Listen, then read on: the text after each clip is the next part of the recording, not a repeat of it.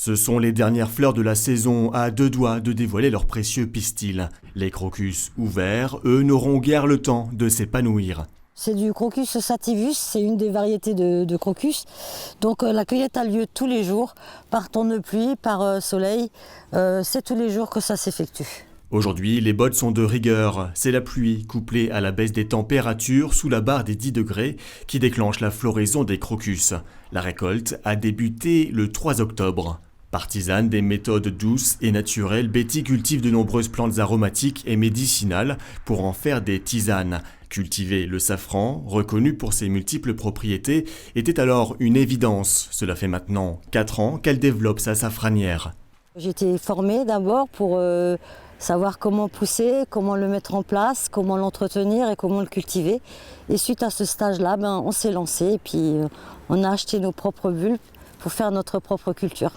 On est parti au départ sur 10 000 bulbes, 1500 fleurs, la première année de plantation. Et maintenant on est à 50 000, un peu plus de 50 000 fleurs sur une saison. Donc il y a des journées à 4-5 000 fleurs par jour et il y a des jours où on en est à 1000, 1500, un peu moins. Et voici la récolte du jour. Place à présent à une opération minutieuse, l'émondage. Tout de suite après la cueillette, le safran donc, doit être émondé.